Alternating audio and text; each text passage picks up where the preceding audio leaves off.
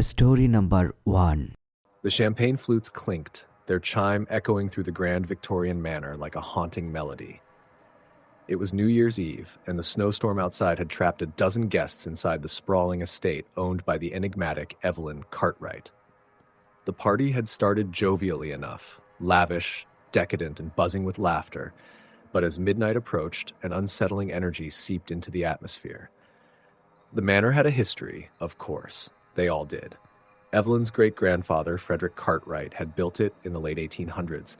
His wife, Lillian, had thrown herself from the third-floor balcony one New Year's Eve after Frederick allegedly confessed to an affair. Rumors swirled that her spirit still lingered, especially on the anniversary of her death. Evelyn dismissed the legends, saying it was merely town gossip meant to scare away potential buyers. Still, as the storm raged on, some of the guests began to feel that the house was holding its breath, waiting. The clock struck 11 p.m. when the lights flickered for the first time. A collective groan rose from the guests gathered in the parlor, their faces glowing from the warmth of the roaring fireplace. "Faulty wiring," Evelyn said with a dismissive wave, though a flicker of worry crossed her face. She excused herself to check the breaker in the basement. "Typical haunted house move," quipped Daniel, a local historian who had spent much of the evening recounting the darker tales of the manor's past. Flickering lights, ominous weather. What's next? A ghostly wail? As if on cue, a sharp, high-pitched sound pierced the air. The guests froze. "Probably just the wind," muttered Clara, a journalist who prided herself on her skepticism. But the sound came again, louder this time. It wasn't the wind. It was a woman's voice, soft, mournful, and unmistakably coming from somewhere upstairs. "Evelyn?" Clara called, but there was no response. The guests exchanged uneasy glances. "She's in the basement," Daniel reminded her, though his voice betrayed a hint of doubt. "Let's check it out," said Claire, a university professor whose curiosity always outweighed her caution. Grabbing a candelabra for light, she led the way up the creaking staircase. The upper floor was colder, the chill biting through their evening attire. The group moved hesitantly down the dim hallway, their footsteps muffled by the thick Persian rugs. The sound came again, a soft sobbing like a woman weeping just out of reach. It seemed to drift from the end of the hallway, where a heavy wooden door stood slightly ajar. Claire pushed the door open with trembling hands. Inside was the master bedroom, untouched by time. The four-poster bed was draped with faded lace, and an antique vanity sat by the window. The mirror, however, was shattered, the jagged pieces reflecting their candlelit faces in distorted fragments. "No one's here," Daniel said, though his voice wavered. The sobbing stopped. Suddenly, the door slammed shut behind them, plunging the room into darkness. The candelabra flickered wildly as the guests shouted in panic. Someone fumbled for the doorknob, but it wouldn't budge. Then they heard it, a soft rustling, like fabric brushing against wood. The group huddled together, their breaths visible in the freezing air. From the corner of the room, a figure emerged. She was translucent, her features blurred like an image underwater. But they could all see the flowing white gown, the dark stains on the hem, and the sorrowful eyes that glowed faintly in the gloom. "Who are you?" Claire managed to whisper, though she already knew the answer. The figure didn't speak. Instead, she raised a trembling hand and pointed toward the shattered mirror. One by one, the guests turned to look. In the largest fragment, they saw not their reflections, but a scene playing out. Frederick Cartwright arguing with his wife. He grabbed her arm, his face twisted in anger, and shoved her toward the balcony. Lillian's scream was cut short as she fell, the sound echoing in the group's ears like it had happened just moments ago. "No," Clara whispered, horrified. "He killed her." The apparition turned back to them, her expression now filled with anger. The air grew colder still, and the room began to shake. Objects flew from the vanity, the shards of the mirror rattling like teeth chattering in terror. "Run!" Daniel shouted, finally wrenching the door open. They spilled into the hallway, nearly tumbling over one another in their rush to escape. But the house wasn't letting them go so easily. The walls seemed to pulse, the very foundation groaning under an unseen force. Doors slammed shut ahead of them, forcing them to turn back toward the grand staircase. As they reached the top of the stairs, Evelyn appeared at the bottom, her face pale. "What's going on?" she demanded. "It's her!" Claire screamed. "Lillian!" She's here! Evelyn's eyes widened, but before she could respond, the chandelier above the staircase began to sway. The guests froze, watching in horror as it broke free from its chain and came crashing down. The impact sent shards of crystal flying, and the guests screamed as they shielded themselves. When the dust settled, Evelyn was gone. "No!" Clara cried, rushing to the wreckage. But there was no sign of Evelyn beneath the debris. It was as if she had simply vanished. The sobbing returned, louder and more anguished than before. The guests looked up to see Lillian standing at the top of the stairs, her eyes locked onto them. Her mouth opened in a silent scream, and the force of it sent a shockwave through the air. The group was flung backward, tumbling down the staircase. When they hit the bottom, they found themselves not in the parlor, but in the snow-covered yard outside the manor. The storm had stopped, and the house loomed silently above them, its windows dark. "What just happened?" Daniel gasped, clutching his arm. Clara turned to look at the others, her face pale. "Where's Evelyn?" They searched the grounds, but found no trace of her. When they finally ventured back inside, the manor was eerily quiet, as if nothing had happened. The shattered chandelier was back in place, the mirror in the master bedroom whole, and the sobbing silenced. The guests left the next morning, shaken and silent. Evelyn was never found, and the manor was eventually abandoned. But those who passed by on snowy New Year's Eves claimed to hear the faint sound of weeping and to see a figure in white standing on the balcony, her sorrow etched into the night forever. Story number 2. The New Year's party at the Caldwell estate was the event of the season. Built in 1921, the sprawling Art Deco mansion had been restored to its former glory by its current owner, Oliver Caldwell, a tech entrepreneur with a taste for the dramatic. Everyone who was anyone in the city had been invited, and despite the biting cold and the threat of a snowstorm, the place buzzed with life as champagne flowed and music reverberated through its cavernous halls. The party was already legendary before the clock even struck 10. Oliver's staff had gone all out. Ice sculptures adorned the garden, a live jazz band played in the ballroom, and an entire room had been converted into a glittering cocktail lounge. But as extravagant as the evening was, there was one part of the house that remained off limits: the East Wing. Structural issues, Oliver had explained when asked. It's old, dangerous. But whispers among the guests suggested another reason. The Caldwell estate had a history, one steeped in tragedy. Decades earlier, in 1939, it had been the site of a New Year's celebration, much like this one. During that party, a young woman named Evelyn Ward had vanished without a trace. Legend had it she'd been seen in the East Wing moments before midnight, wearing a silver gown, but no one could agree on what happened to her after that. As the evening wore on, the snowstorm rolled in, trapping everyone inside. The mood remained jovial, though, until just before 11 when the first strange incident occurred. It started with the music. One moment, the band was playing a lively swing number, and the next, the sound distorted, warping into something dissonant and unsettling. Guests turned toward the stage, confused, only to find the musicians staring at their instruments in bewilderment. Then, without warning, the lights flickered and went out. The laughter and chatter dissolved into nervous murmurs as people pulled out their phones to light their way.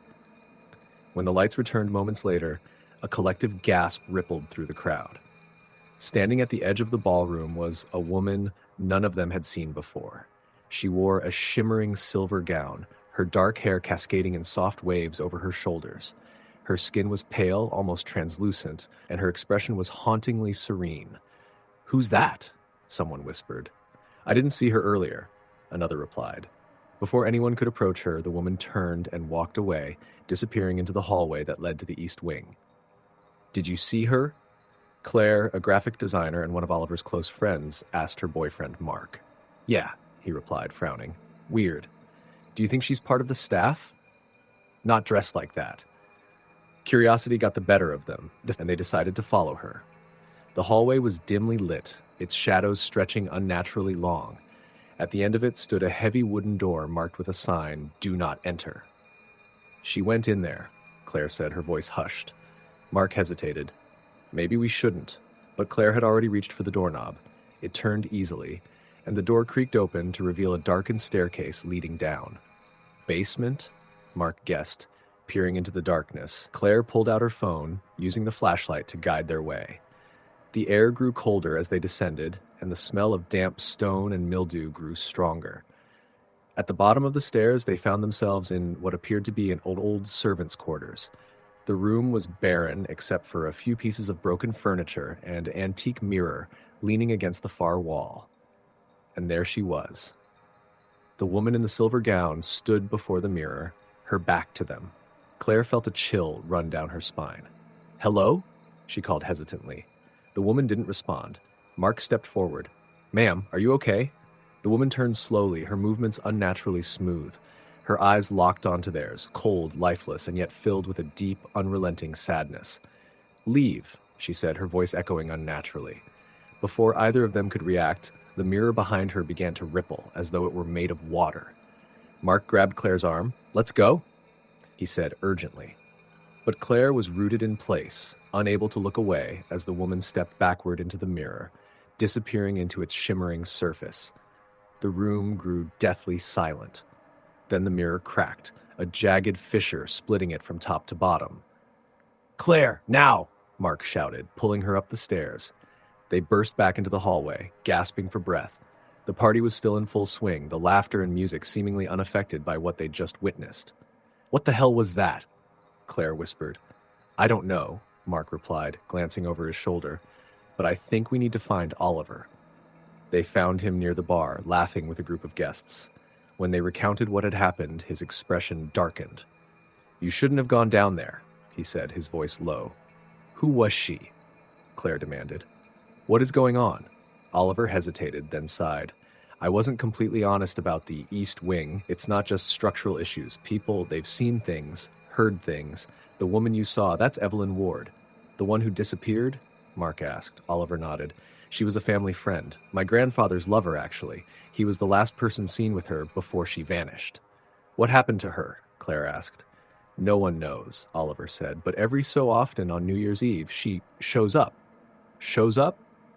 Mark repeated, incredulous. "Her ghost," Oliver clarified. "But like that, she's trapped here somehow." Claire shook her head. "This isn't just a ghost story, Oliver. We saw her walk into a mirror." Oliver paled. "The mirror, my grandfather always said it was cursed. It was Evelyn's. She brought it here the night she disappeared."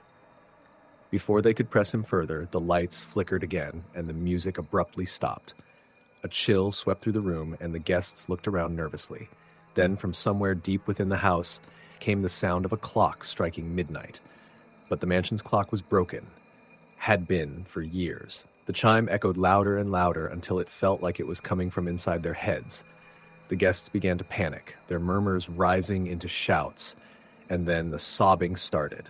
It was soft at first, almost imperceptible, but it grew louder, more anguished, until it filled the entire house. The sound was coming from everywhere and nowhere all at once. "Make it stop!" someone shouted, covering their ears. The woman in the silver gown appeared again, this time at the center of the ballroom. Her once serene expression was now one of agony, her mouth open in a silent scream. The glass in the windows shattered, and the chandelier above began to sway dangerously. Guests ran for the doors, but they wouldn't budge. Claire and Mark grabbed Oliver, dragging him toward the staircase. "What do we do?" Claire demanded. "I don't know," Oliver shouted. "She's never been this angry before." Suddenly, Evelyn's ghost turned her gaze toward them.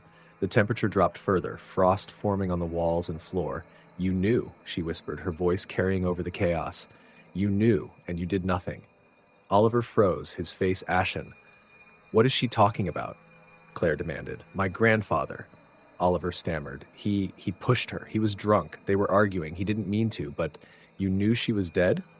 Claire's voice rose in disbelief. I didn't think she'd come back like this," Oliver cried. The ghost stepped closer, her translucent form flickering like a dying flame.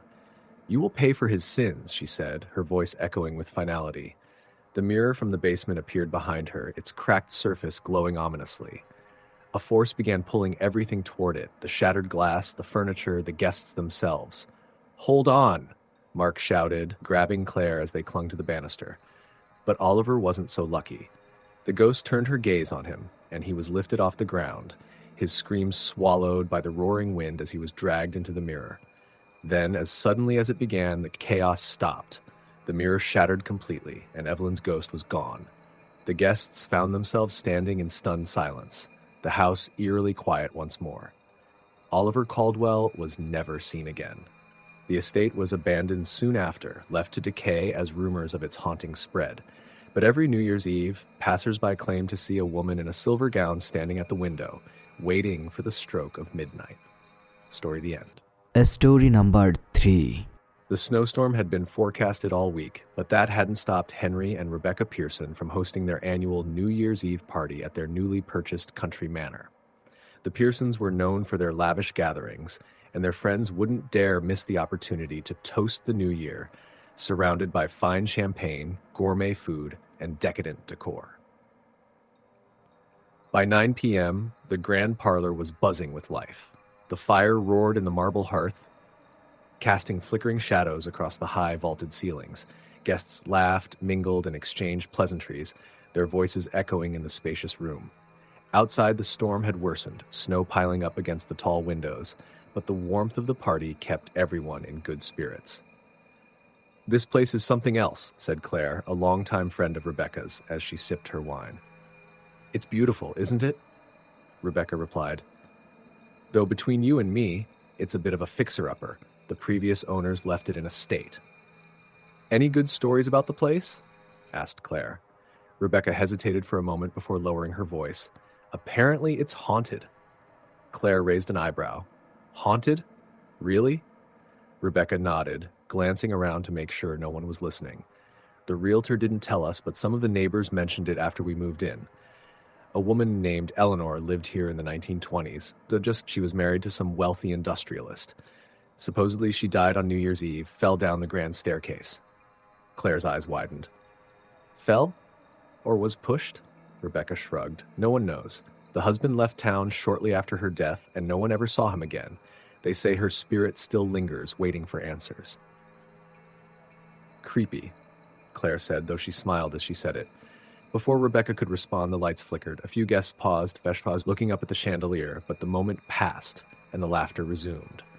By 10:30 p.m., the party had spread to other parts of the house. A group of guests had gathered in the billiard room, while others explored the dining hall or ventured upstairs to admire the manor's antique furnishings. Claire, however, found herself drawn to the grand staircase Rebecca had mentioned. It was an impressive structure, its mahogany banister polished to a shine, but there was something about it that felt off. The air here was colder, despite the roaring fire in the parlor below. The chandelier above the staircase swayed slightly, though there was no draft. Claire shook her head, chiding herself for being so easily spooked. "Enjoying yourself?" She jumped, turning to see Rebecca behind her, holding 2 glasses of champagne. "You scared me," Claire said, laughing nervously. Rebecca handed her a glass. "Sorry, you seemed lost in thought." "I was just looking at the staircase," Claire said. "It's beautiful, but what?" Claire hesitated. "It feels strange here, like something's watching." Rebecca's smile faltered. "You're not the first to say that. A few of the workers who helped with the renovation said they felt uneasy here.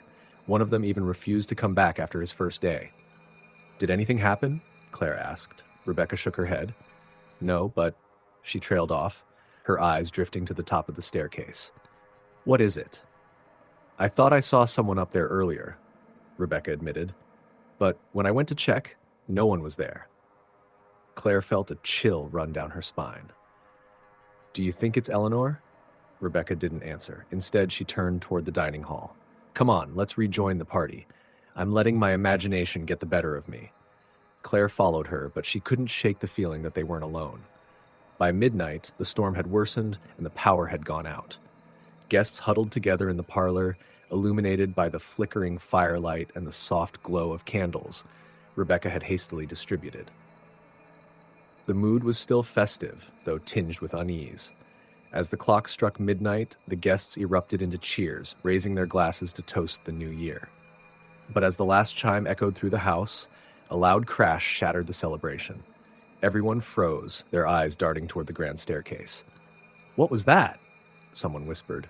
"I'll check it out," Henry said, setting down his glass. Rebecca grabbed his arm. Don't.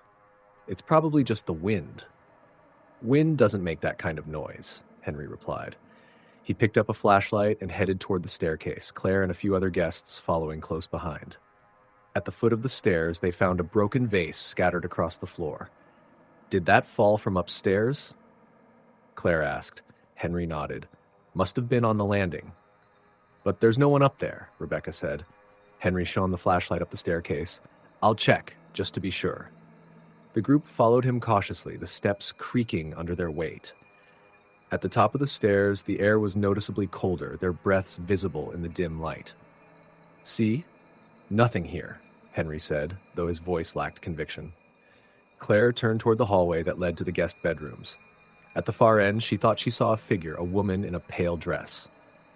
Did you see that? She whispered. What? Rebecca asked. Claire pointed, but the figure was gone. Maybe we should all go back downstairs, Rebecca suggested, her voice shaking. But Claire wasn't ready to leave. Something compelled her to step forward, her feet moving on their own. Claire? Henry called after her. She ignored him, drawn toward the end of the hallway. When she reached the last door, she hesitated before pushing it open. The room was empty, furnished only with a bed and a wardrobe. But the air was heavy, almost suffocating. Claire stepped inside, her heart pounding. Then she saw it. A shadow on the wall, shaped like a woman in a long gown, but there was no one there to cast it. Hello? Claire whispered. The shadow moved. She stumbled backward, colliding with Rebecca, who had followed her into the room. What's wrong? Rebecca asked. Claire pointed at the wall, but the shadow was gone. I saw something, she stammered. We need to leave, Rebecca said firmly. Before they could turn, the door slammed shut, plunging the room into darkness. Henry, Rebecca screamed, pounding on the door. A faint sound filled the room, soft, mournful weeping. Do you hear that? Claire whispered. Rebecca nodded, her eyes wide with fear. The sound grew louder, closer, until it felt like it was coming from inside their own heads. Then the wardrobe creaked open. A pale, translucent figure stepped out, her eyes hollow and her face twisted in sorrow. She reached out a hand, and the room grew unbearably cold. Why? The ghost whispered, her voice like a breeze through dead leaves. Rebecca clung to Claire, both of them too terrified to move. The ghost took another step forward, her gaze locking onto Rebecca. Why did you bring them here? I don't know, Rebecca stammered. The ghost's face twisted with rage. Leave this place. You do not belong here. The door burst open, and Henry rushed in, the other guests behind him. The ghost vanished, the room suddenly warm again. What happened? Henry demanded. Rebecca and Claire could only stare at the now empty wardrobe. The guests didn't stay long after that. By morning, the snowstorm had passed, and they left the manor without looking back. The Pearsons moved out a week later, unable to shake the feeling that something, or someone, was watching them. Locals say the manor remains empty, its windows dark and uninviting, but those brave enough to approach on New Year's Eve swear they hear the faint sound of weeping, carried on the icy wind. Story number 4. The old Ashcroft Manor had stood at the edge of Blackwood Forest for over a century. Once a grand estate for a wealthy industrialist family, it had fallen into disrepair after the tragic events of 1938, when a New Year's Eve party turned deadly. For decades, locals whispered about the house, claiming it was cursed, but that didn't stop the new owner, Daniel Graves, from renovating it. Daniel, a successful real estate developer, saw potential in the decaying mansion. By the end of 2023, the renovations were complete, and to celebrate, he decided to host his own New Year's Eve party. His friends, eager for an evening of decadence, didn't hesitate to accept the invitations. The party was everything you'd expect from someone like Daniel, extravagant, loud, and full of life. The grand ballroom sparkled with chandeliers, and a live band played upbeat jazz. Guests in formal wear danced, drank, and marveled at the opulence of the restored mansion. But amidst the revelry, there was a strange undercurrent. Several guests commented on how cold the house felt, despite the roaring fireplaces. Others thought they saw fleeting shadows out of the corners of their eyes. Must be your imagination, Daniel laughed when his friend Emma mentioned it. This place is old. It probably creaks and groans a little, adds character. Emma didn't seem convinced, but let the conversation drop. She and her husband, Adam, had arrived late and hadn't had a chance to explore much of the house. Curious, they decided to wander around. The upstairs hallway was quieter, away from the music and chatter. The sound of their footsteps echoed unnervingly. "This place is eerie," Emma whispered. "It's just old," Adam replied, though his voice was quieter than usual. They passed a series of closed doors before stopping at one that stood slightly ajar. Inside, the room was dimly lit by moonlight streaming through a cracked curtain. A large antique mirror hung on the far wall, its ornate frame tarnished with age. Emma stepped closer, drawn to the mirror. Her reflection stared back, but something about it seemed off. She leaned in, trying to pinpoint what it was. "Adam," she said, her voice barely above a whisper. "Look at this." Adam joined her, glancing at the mirror. "What? Doesn't it feel strange?" Before he could respond, the temperature in the room dropped sharply. Their breath fogged in the air. "What the hell?" Adam muttered. A faint sound reached their ears, a soft, melodic humming. It grew louder, more distinct, and Emma realized it was coming from the mirror. "Let's go," Adam said, grabbing her arm. But Emma couldn't move. She was transfixed as the reflection in the mirror shifted. A woman appeared, standing behind them. She wore a vintage gown, her hair styled in loose waves. Her face was pale, her eyes dark and hollow. Emma gasped, spinning around, but the room was empty. When she turned back to the mirror, the woman was still there, staring directly at her. "Leave," the woman whispered, her voice echoing in Emma's mind. Adam yanked her arm, snapping her out of her trance.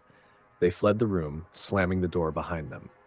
Back in the ballroom, the party was still in full swing, the guests oblivious to what had happened. Emma pulled Daniel aside, recounting what they had seen. "You're serious?" he asked, his expression a mix of disbelief and concern.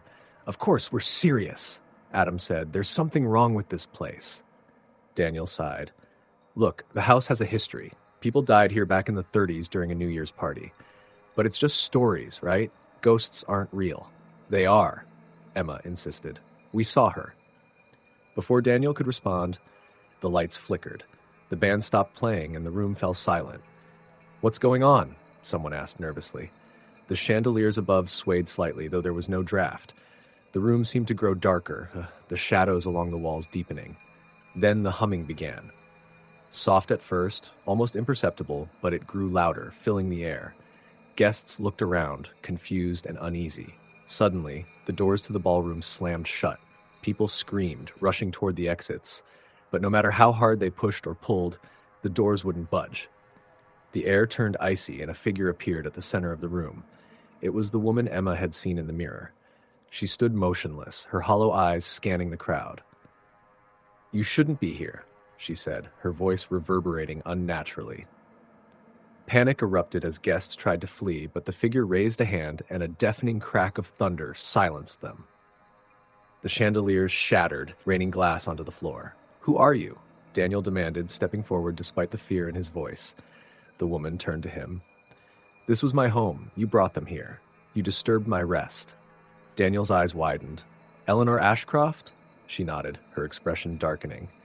"You must pay for what was done." "What do you mean?" Daniel asked. "You celebrate here, but do you know the truth?" Eleanor said. "Do you know how I died?" Silence fell over the room as she began to walk toward him. Her movements were fluid, almost unnatural. "My husband," she continued, her voice tinged with bitterness. "He killed me, pushed me down the stairs when I tried to leave him. He couldn't bear the thought of losing his perfect wife." Daniel took a step back. "I didn't know." "You didn't care," Eleanor interrupted. "You only cared about your fortune, your parties, your legacy." The room grew darker, and the guests huddled together in fear. Eleanor raised her hand again, and the walls began to shake. "You must all leave," she said, her voice rising, "or you will join me here, forever." The fire in the hearth roared, casting flickering shadows across her spectral form. The guests screamed as the walls seemed to close in, the room shrinking around them. Emma grabbed Daniel's arm. "We have to do something." "What can we do?" he shouted back. Emma looked around, her eyes landing on the mirror that had appeared in the ballroom, seemingly out of nowhere. "The mirror," she said. "It's connected to her.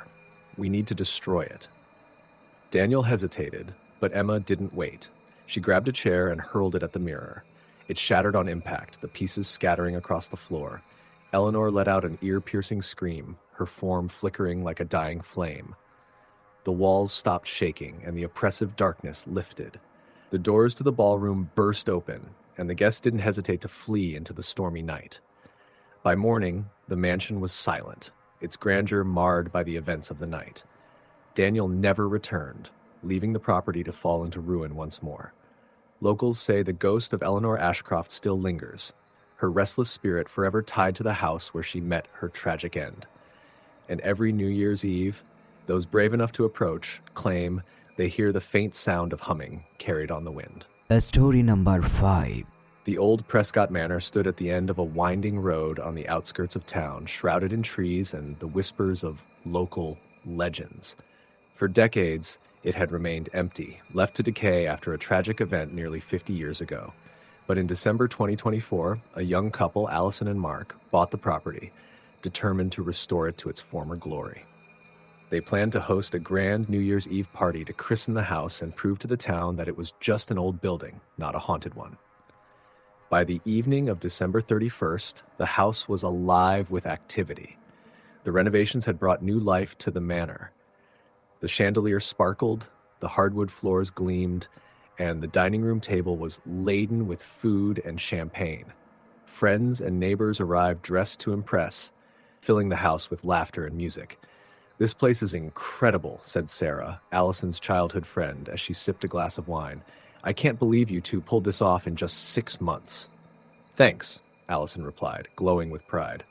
Though Mark did most of the heavy lifting. "I just picked out the curtains." Sarah glanced around the room. "So, have you seen anything, unusual?" Allison hesitated. "Not really. A couple of strange noises, but it's an old house. The pipes creak, floors settle. Nothing to worry about." Sarah nodded, but her eyes lingered on the grand staircase at the center of the foyer. Its wide steps curved upward to a shadowy landing, and even amidst the warm light of the party, it felt cold and foreboding. The hours passed, and the party was in full swing by 11:30 p.m. Guests danced in the parlor, and groups gathered in the dining room to toast the approaching new year. But as the clock ticked closer to midnight, a strange tension seemed to settle over the house. It started subtly. A few guests noticed the air temperature drop despite the roaring fire in the hearth. Others heard faint whispers, like voices just out of reach. The music from the Bluetooth speakers began to crackle and distort until it cut out entirely. "What's going on with the music?" Mark asked, frowning as he fiddled with his phone. "Probably the Wi-Fi," Allison said, though she didn't sound convinced. She glanced toward the staircase, where shadows seemed to dance along the walls, independent of the flickering firelight. At 11:45 p.m., Sarah wandered away from the crowd, drawn to the upstairs landing. She couldn't explain why, but something about the second floor called to her. The air grew colder with each step, and by the time she reached the top, she could see her breath. The upstairs hallway was dark, the light bulbs in the sconces flickering weakly. She walked past closed doors, her footsteps echoing unnaturally. At the end of the hallway, one door was slightly ajar. Pale light spilled out from the crack. "Hello?" Sarah called, her voice barely above a whisper. No one answered. She pushed the door open to reveal a small sitting room. A single chair sat in the center of the room, facing an old, full-length mirror. The mirror's surface was cloudy, its ornate frame covered in a thin layer of dust. As Sarah stepped closer, she noticed her reflection seemed wrong. It moved slightly out of sync with her, tilting its head when she didn't, and its eyes seemed darker than her own. "Sarah?" She jumped, spinning around to see Allison standing in the doorway. "You scared me," Sarah said, her voice shaky. "What are you doing up here?" Allison asked, stepping into the room. "I don't know," Sarah admitted. "I just felt like I needed to come." Allison glanced at the mirror and frowned. "This wasn't here before." "What do you mean? When we moved in, there was nothing in this room. We haven't even been up here much since the renovation started." Before Sarah could respond, the door slammed shut behind them. Both women screamed, spinning around as the room plunged into darkness. The temperature dropped even further, and a low, guttural whisper filled the air. "Get out!" the voice hissed. Allison fumbled for the doorknob, but it wouldn't budge. Sarah backed away, her eyes locked on the mirror.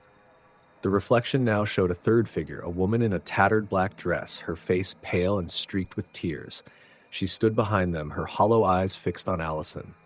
"Who are you?" Sarah whispered, her voice trembling. The woman in the mirror didn't respond. Instead, she raised a hand and pointed toward Allison. The whispering grew louder, overlapping voices filling the room until it was deafening. Allison screamed, clawing at the door. Finally, it flew open and they stumbled into the hallway, slamming it shut behind them. The whispers ceased and the air felt warmer, but both women were visibly shaken. "We need to tell Mark," Allison said, her voice barely steady. When they returned downstairs, the party was subdued. Several guests had noticed strange occurrences: the sound of footsteps when no one was there, doors opening and closing on their own, and shadows that didn't belong to anyone. Mark was trying to reassure everyone, but his own unease was evident. As the clock struck midnight, the guests gathered in the parlor for the countdown. But instead of cheers and toasts, the room fell silent as the grandfather clock in the corner began to chime. The 12th chime echoed unnaturally, reverberating through the house. The lights flickered, and the fire in the hearth roared violently before extinguishing itself. Darkness enveloped the room, and the guests huddled together, terrified. Then she appeared. The woman from the mirror stood at the foot of the staircase, her translucent form illuminated by an otherworldly glow. Her dark eyes scanned the room, and when she spoke, her voice was both a whisper and a scream. "This is my home. You are not welcome here." The guests screamed, scrambling for the exits, but the doors wouldn't open. The woman began to ascend the staircase, her feet not touching the ground. "Allison," she said, her voice sharp and accusatory, "you disturbed my rest." Allison stepped forward, trembling. "I'm sorry. I didn't mean to." "You brought them here," the ghost hissed, her voice echoing in the now silent house. "You celebrated where I suffered." "What do you want?" Mark demanded, stepping between the ghost and his wife. The woman's face twisted with sorrow and rage. "I want justice." With a wave of her hand, the room was plunged into chaos. Windows shattered, furniture toppled, and the chandelier above swayed dangerously. Guests screamed, ducking for cover. "Stop!" Allison cried. "We'll leave. Just let us go." The ghost paused, her hollow eyes locking onto Allison's. "Leave," she whispered, "and never return." The doors flew open, and the guests wasted no time fleeing into the icy night. Allison and Mark were the last to leave, looking back at the manor one final time. The ghost stood at the top of the staircase, watching them with an expression of weary sadness. They never returned to Prescott Manor, and it was abandoned once more. Locals say the house remains haunted, its windows dark and unwelcoming, and every New Year's Eve they claim to see the glow of the chandelier and hear the faint sound of whispers carried on the wind. Story the end. Story number 6. The invitation arrived in early December, elegant cream-colored cardstock embossed with golden lettering. "Join us for a New Year's Eve to remember," it read. It was signed by David and Claire Barnes, who had recently purchased the long-abandoned Ashwood Estate. The Ashwood Estate had been the subject of local legends for decades. Perched on a hill overlooking the small town of Fairhaven, it was a sprawling Victorian mansion with turrets, stained glass windows, and an air of melancholy. The previous owners, the Whitlock family, had mysteriously disappeared one New Year's Eve in 1947. Since then, the house had remained vacant, slowly falling into disrepair. David and Claire, newcomers to Fairhaven, had brushed off the rumors when they bought the property in late summer. They were determined to restore the mansion to its former glory, and hosting a New Year's Eve party was their way of proving that the house was just that, a house, nothing more. By the evening of December 31st, the Ashwood Estate was alive with activity. The Barnes had spared no expense. The ballroom was filled with music from a live quartet, tables were laden with hors d'oeuvres and champagne, and guests dressed in their finest attire mingled under the glow of the newly restored chandeliers. Emily and her boyfriend, Jake, arrived just before 9 p.m. Neither of them had been particularly excited about the party. Emily found the stories about the house unsettling, while Jake thought the whole thing was a waste of time. But they didn't want to seem rude. "This place is something," Jake said as they stepped into the grand foyer. The space was undeniably beautiful.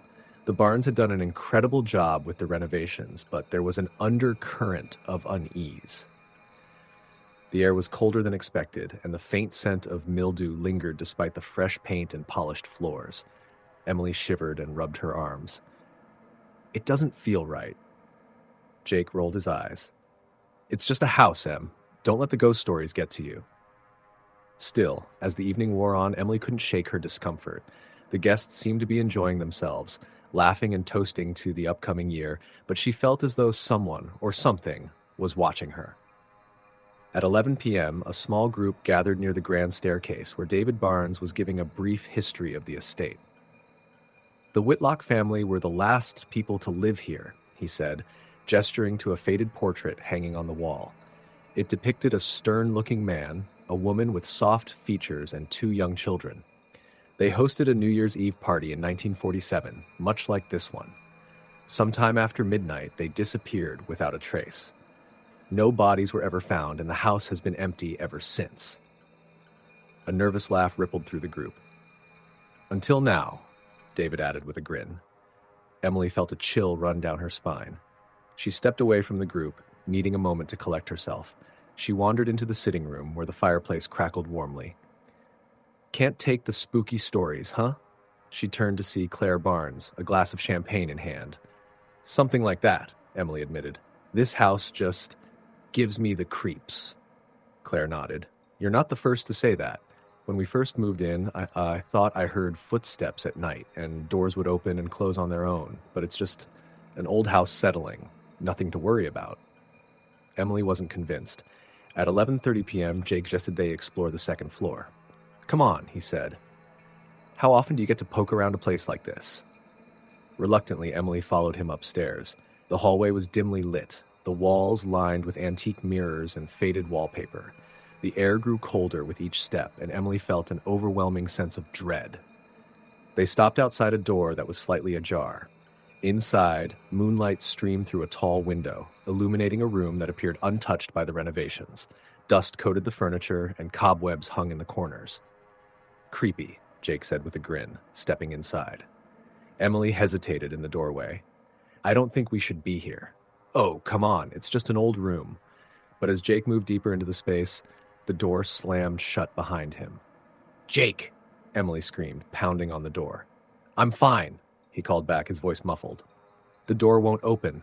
She pushed and pulled at the knob, but it wouldn't budge. Then she heard it, a soft, melodic humming.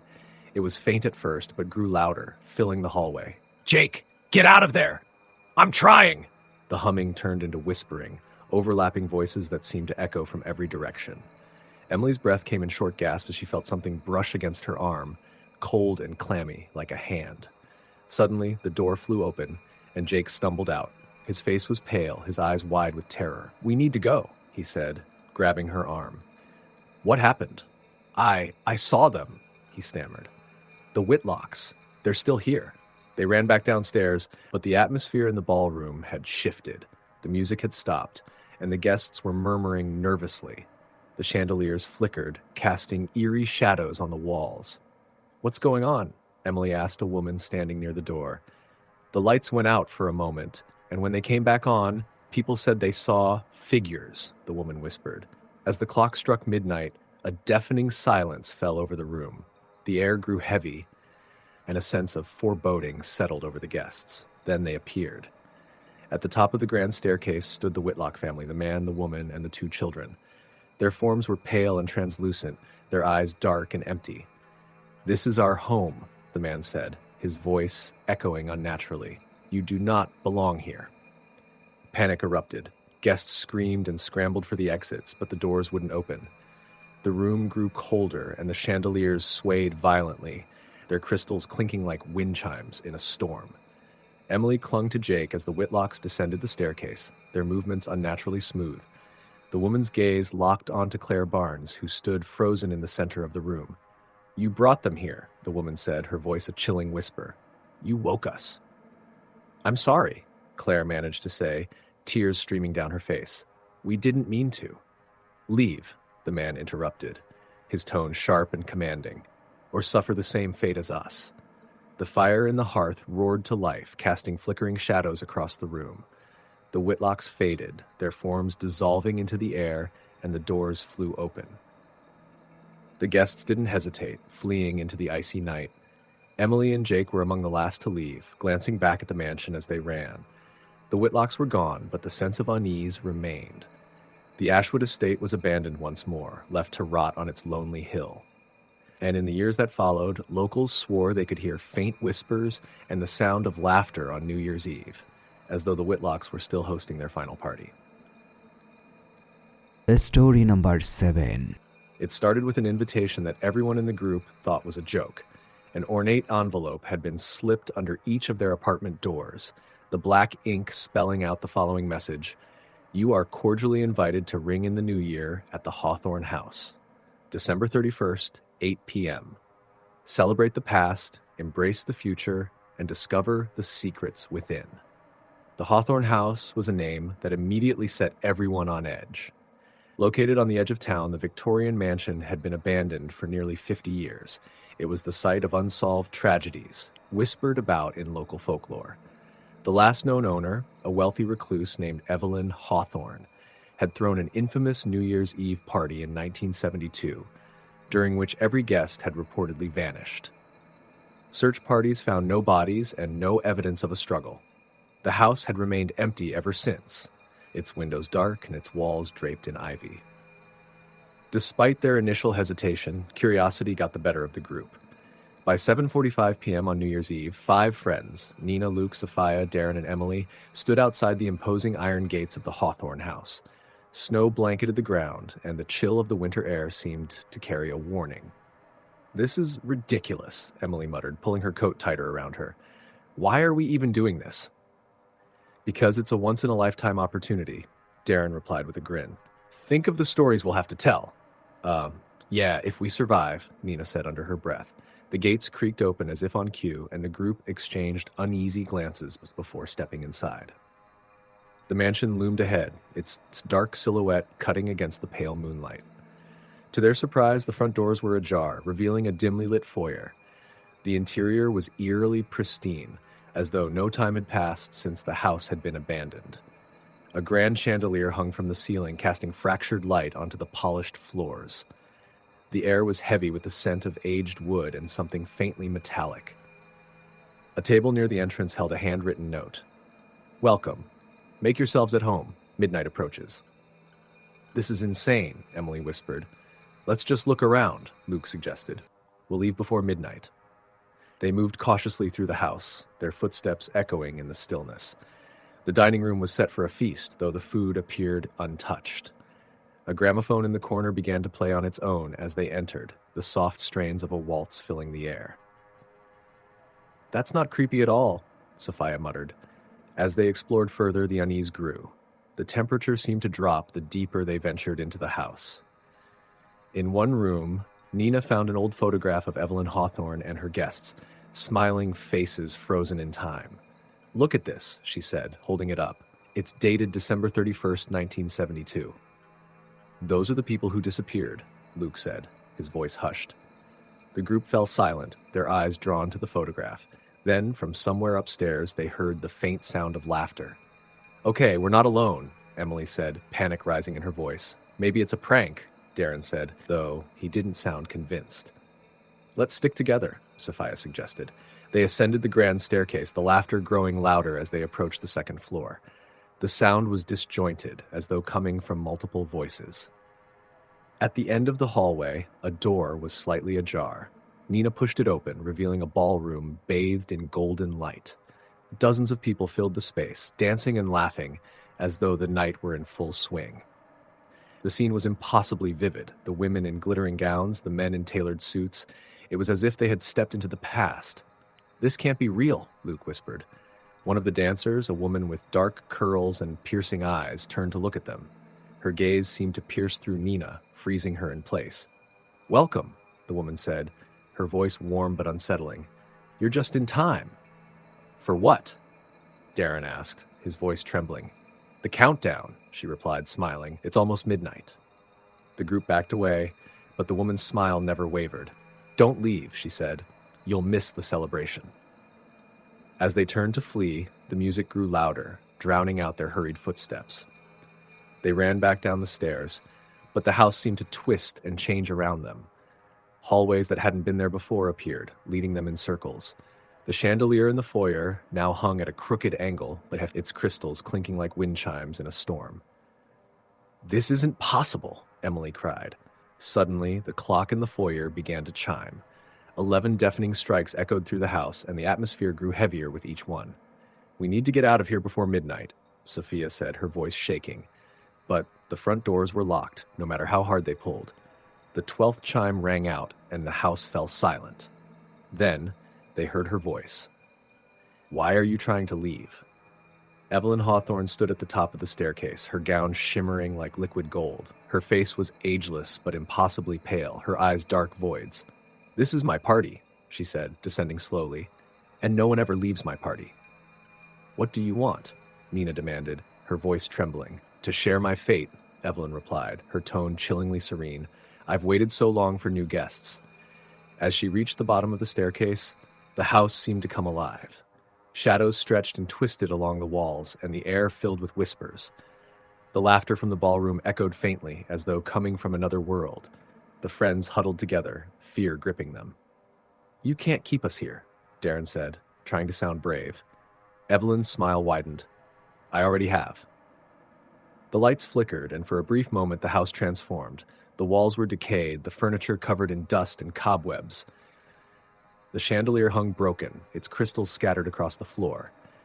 And the dining room, once set for a feast, was now filled with decayed remains, the skeletal figures of Evelyn's original guests seated around the table. When the lights returned, the ballroom dancers were gone. The house was empty, save for the 5 friends and Evelyn. "Run," Nina whispered, grabbing Luke's hand. They sprinted toward the back of the house, desperately searching for another exit. Behind them, Evelyn's laughter rang out, cold and mocking. "This way," Sophia shouted, pointing to a narrow servants' stairwell. They stumbled down the stairs, their breaths coming in ragged gasps. At the bottom, they found a door that led to the snow-covered backyard. As they burst outside, the cold air stung their skin, but they didn't stop running until they reached the iron gates. When they finally looked back, the house was dark once more. The front doors were shut, and the only sound was the wind rustling through the trees. None of them spoke as they walked back to town, their minds racing to comprehend what they had just experienced. The next morning, the group returned to the site with the police, determined to prove what had happened.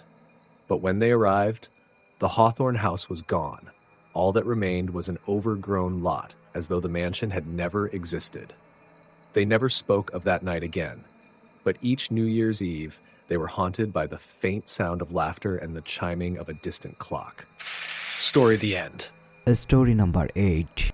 The invitation was emailed to me a week before New Year's Eve. Celebrate New Year's Eve at the old Hollister Manor, a night to remember. Food, drinks, music, and an unforgettable countdown. I didn't know who sent it, and neither did my friend Claire, who received the same email. The Hollister Manor had been abandoned for decades, a crumbling relic on the outskirts of town. It was notorious for being haunted, the subject of hushed whispers and campfire stories. Rumor had it that on New Year's Eve, back in the 1920s, the entire Hollister family had mysteriously vanished during a grand celebration. "I'm not sure about this," Claire said as she forwarded me the invitation. "It sounds like someone's idea of a twisted prank." I couldn't deny it was odd, but my curiosity got the better of me. "What if it's legit?" I said. "It could be fun.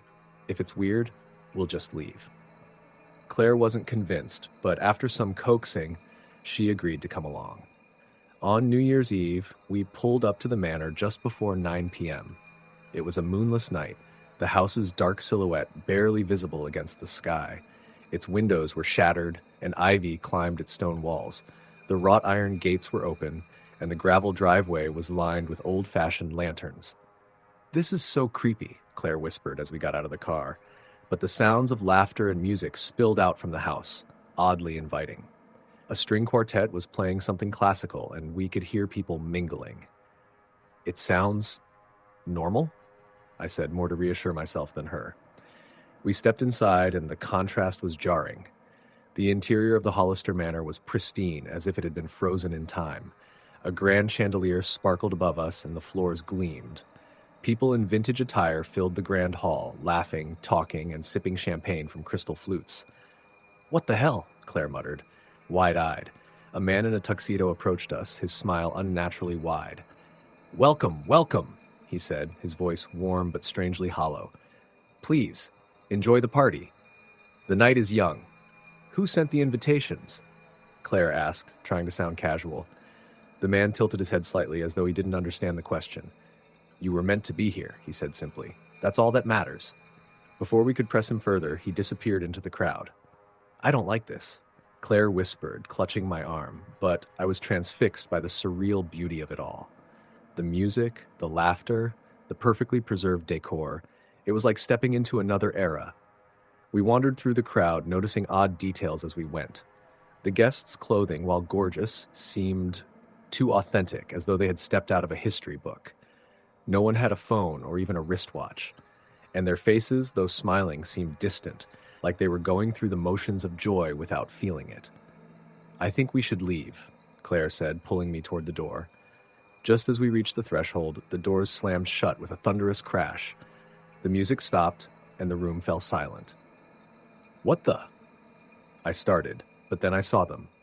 The chandelier above us began to flicker, casting eerie shadows across the room. Standing at the top of the grand staircase was a woman in a shimmering silver gown. Her dark hair was styled in soft waves, and her expression was serene but unsettling. "Welcome to the Hollister Manor," she said, her voice carrying effortlessly through the room. "Tonight we celebrate not just a new year, but the passage of time itself." Something about her presence made the air feel heavy, as though the room were holding its breath. "Who are you?" Claire called out, her voice trembling. The woman's gaze locked onto Claire, and her smile widened. "I am Eleanor Hollister. This is my home, and you are all my honored guests." I felt a chill run down my spine. Eleanor Hollister had been dead for nearly a century. The guests began to clap, a slow, rhythmic sound that echoed unnaturally. Claire and I exchanged panicked glances. "We need to get out of here," she hissed, tugging at my sleeve. But as we turned to leave, we found ourselves face to face with a wall of people. Their expressions were blank now, their eyes glassy. They didn't move, blocking our path. Eleanor descended the staircase, her steps impossibly graceful. "The new year is a time for reflection," she said, her voice almost hypnotic, "for remembering what has been lost and what can never be escaped." The chandelier flickered violently, and the air grew colder. I could see my breath as I turned to Claire. "What's happening?" She didn't respond. Her eyes were fixed on something behind me. Slowly, I turned to see what she was staring at. The room had changed. The elegant furnishings were now covered in dust and cobwebs. The chandelier hung crookedly, its crystals dull. The guests, once vibrant, were now pale and gaunt, their clothes tattered and bloodstained. "Welcome to eternity," Eleanor said, her voice no longer serene but icy and sharp. Panic set in as the walls seemed to close in around us. The music resumed, but it was warped and discordant, like a record playing at the wrong speed. The guests began to move toward us, their movements jerky and unnatural. "We have to get out of here!" Claire screamed, grabbing my hand. We pushed through the crowd, their cold hands clawing at us as we ran. I didn't know where we were going, only that we needed to escape. We found a side door that led to the kitchen, but it was a dead end. The windows were bricked up, and the air smelled of decay. "This can't be real," I muttered, my voice shaking. "It's real," Claire said, tears streaming down her face. "And we're trapped." The clock in the grand hall began to chime, each strike reverberating through the house. Midnight was approaching. "Stay with me," I said, gripping her hand tightly. As the final chime rang out, the house seemed to shudder. The walls cracked, and the floor beneath us began to give way. I don't remember much after that. When I opened my eyes, Claire and I were lying in the snow outside the manor. The house was dark and silent, its windows shattered and lifeless once more. We stumbled back to the car, not daring to look back. The next morning, we learned that the Hollister Manor had been demolished years ago, reduced to rubble after years of neglect. Yet we had stood inside it, danced among its ghosts, and heard Eleanor's chilling words. We never spoke of that night again. But every New Year's Eve, Claire and I avoid parties, preferring to stay indoors with the lights on. Because no matter how much time passes, I can still hear the echo of Eleanor's voice, "Welcome to eternity." Story the end. Story number 9. The party was Max's idea. He always had a knack for finding the weirdest, most obscure ways to celebrate, and when he heard about an abandoned hotel on the edge of town, he couldn't resist. "It's perfect," he said, grinning over the group chat. "New Year's Eve in a haunted hotel. Think of the photos. Think of the vibes." I wasn't sold. The old Riverview Hotel had been shut down for decades. Locals whispered that it was cursed, but nobody ever said why. A fire in the 1940s had gutted part of it, and no one had touched it since. Still, Max promised it'd just be a small gathering. Me, him, his girlfriend Lauren, and our friends Jake and Olivia. "Nothing crazy," he said. "Just us and some champagne." I agreed reluctantly. What was the harm in spending one night in a creepy old hotel? We arrived around 8 p.m., driving through the snow-covered streets until the Riverview came into view. The place was massive, its dark silhouette rising against the cloudy sky. The front entrance was boarded up, but Max had found a side door that wasn't locked. "This is insane," Olivia muttered as we climbed the crumbling steps. "We're going to get arrested." "Relax," Max said. "Nobody cares about this place. It's been abandoned for decades." Inside, the air was cold and stale. The grand lobby, once luxurious, was now a shadow of its former self. Dust coated every surface, and the faint smell of mildew lingered in the air. Broken chandeliers hung from the ceiling, and the remnants of old furniture were scattered about. "Welcome to the party," Max said, spreading his arms. "This place gives me the creeps," Lauren whispered, sticking close to him. Jake, ever the skeptic, laughed. "It's just an old building. Don't let the stories get to you." We set up in the ballroom, a cavernous space with peeling wallpaper and a cracked marble floor. Max had brought a portable speaker, and soon music filled the room. Lauren and Olivia unpacked snacks and drinks, and for a while it felt almost normal, just a group of friends having fun. But then the noises started. At first, it was subtle. The faint sound of footsteps above us, a door creaking somewhere in the distance. We tried to ignore it, chalking it up to the old building settling. Then Lauren froze mid-laugh. "Did you hear that?" "What?" Max asked. She pointed toward the far end of the ballroom. It sounded like someone whispering. We all went silent, straining to listen. For a moment there was nothing. Then, faintly, I heard it too. A low, raspy whisper, like someone murmuring just out of earshot. Jake rolled his eyes. "It's probably the wind." But there was no wind. The air was completely still. As the night wore on, the strange occurrences became harder to ignore. Olivia swore she saw movement in one of the cracked mirrors, but when we checked, there was nothing there. Max's speaker suddenly cut out, replaced by static that sounded eerily like muffled voices. "I don't like this," Lauren said, her voice trembling. "Let's just stick together," Max said, though even he looked uneasy. At 11:45, the power, what little there was, flickered, and the room plunged into near darkness. The only light came from the candles we'd brought. Their flames danced wildly, casting shadows that seemed to move on their own. "We should go," Olivia said, clutching Jake's arm. "Not yet," Max insisted. "We'll leave after midnight. It's tradition to count down." But none of us were in the mood for celebrating anymore. The oppressive atmosphere made it hard to breathe, and every creak of the floorboards set my nerves on edge. At 11:55, the whispering returned, louder this time. It seemed to come from everywhere and nowhere, surrounding us. I couldn't make out the words, but the tone was angry, insistent. "What's happening?" Lauren whispered, her face pale. "We need to leave," Jake said, standing. But as he moved toward the door, it slammed shut with a deafening bang. "Nope, nope, nope," Olivia muttered, pulling out her phone. She tried to call for help, but there was no signal. The candles flickered again, and I noticed something strange. The shadows on the walls, they weren't ours. They moved independently, twisting and writhing like living things. "This isn't real," Max said, his voice shaking. Then came the laughter. Soft at first, then louder, echoing through the ballroom. It was high-pitched and unnatural, like a child's giggle distorted through a broken speaker. "Who's there?" Jake shouted, his voice cracking. The laughter stopped abruptly, replaced by silence so heavy it pressed against my ears. Then, from the far corner of the room, a figure stepped into the candlelight. It was a woman, her features obscured by the shadows. Her dress was old-fashioned, torn and singed as though it had been through a fire. She didn't move, just stood there, staring at us with dark, empty eyes. "Oh my God," Lauren whispered, gripping Max's arm. "Run," I said, my voice barely audible. We bolted for the door, but no matter how hard we pushed, it wouldn't budge. Behind us, the laughter started again, joined by more voices, low and guttural, speaking in a language I didn't recognize. The woman began to move toward us, her steps slow and deliberate. The shadows on the walls stretched and reached for us, their inky forms writhing like snakes.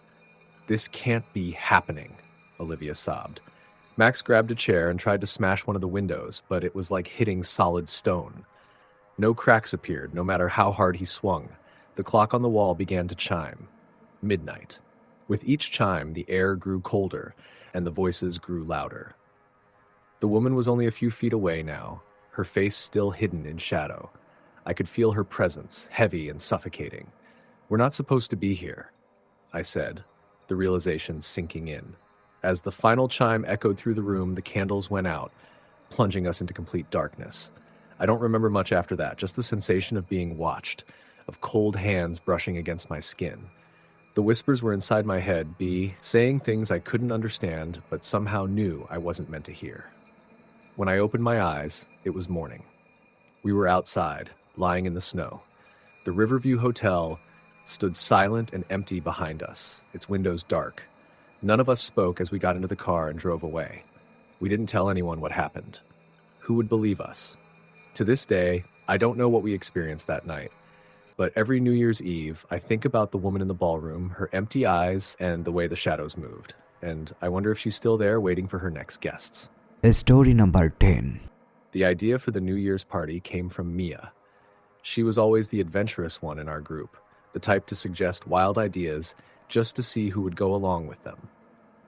This year, her proposal was simple yet unnerving. Let's ring in the new year at the old Whitaker house. The Whitaker house sat at the edge of town, shrouded in decay and whispered rumors.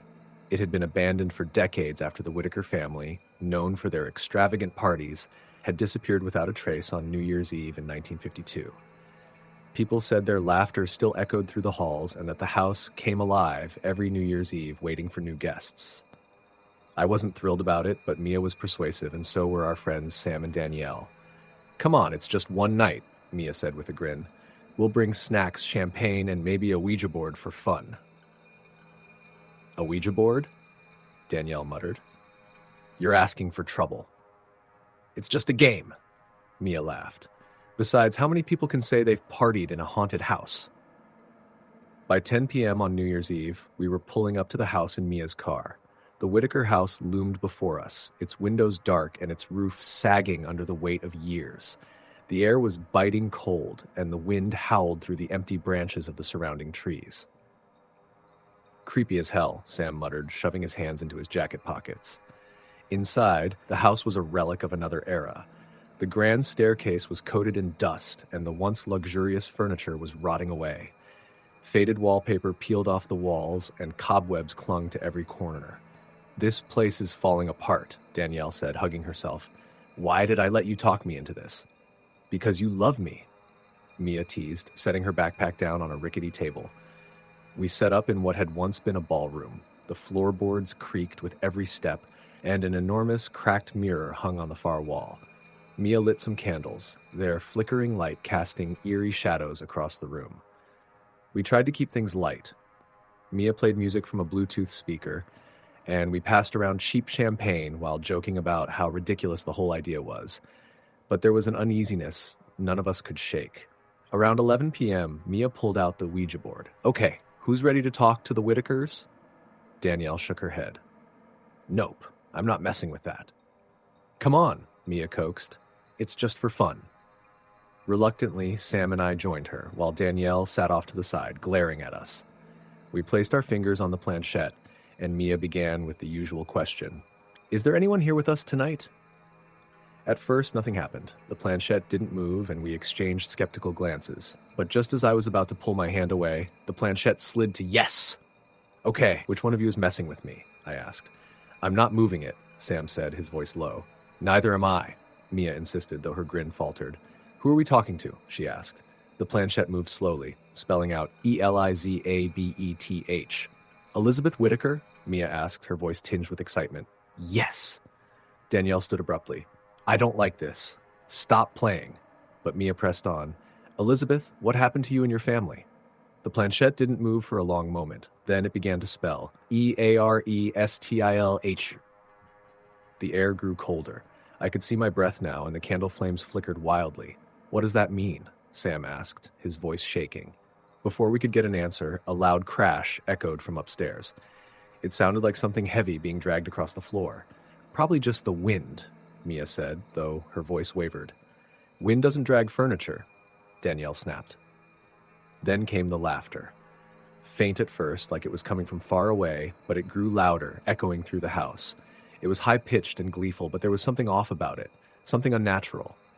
Mia, turn off the speaker, I said.